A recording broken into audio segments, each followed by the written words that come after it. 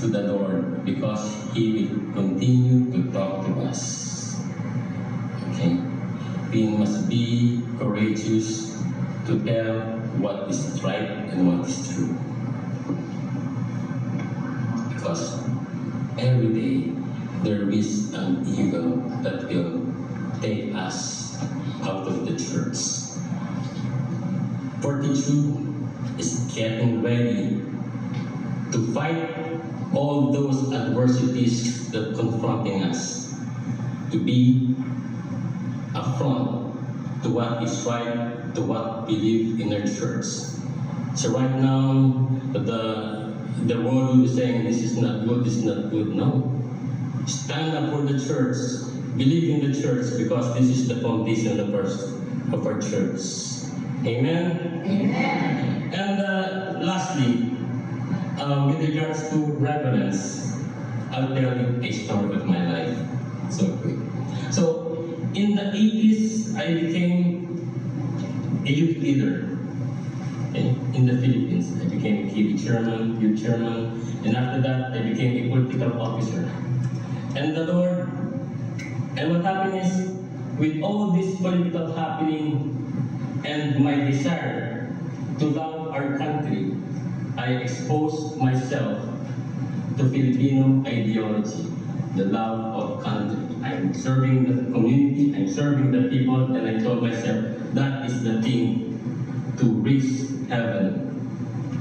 But I was wrong because as I was doing it, there was a time that I forgot to worship the Lord.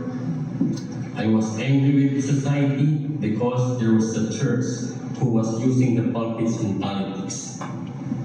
So there was a cardinal, and I called him Cardinal Mortal Sin. I was not bad. I hate the church. I hate the Catholic Church. But one day, somebody invited me in Araneta. It's a charismatic something. I don't know. But when the priest raised the Holy Eucharist and directed in my direction, it hits my heart, and I said, "Oh my, God is so real." And that's how I revere. I have a strong reverence with the Holy Eucharist, and that is what you need to have, reverence with the Holy Eucharist, because God is alive in the Holy Eucharist. And there's another sharing. Last week, I went to St. John Parish in Napa. I went there in silence, contemplating everything, and I saw a man who read a book, a green book. And something like the Holy Spirit tells me, go and check that book. And you know what? I opened that book and I was surprised. That book says an experience of the priest, that one in his life, he found himself back to the church because somebody raised the Holy Eucharist. The same experience that I have. Okay? So,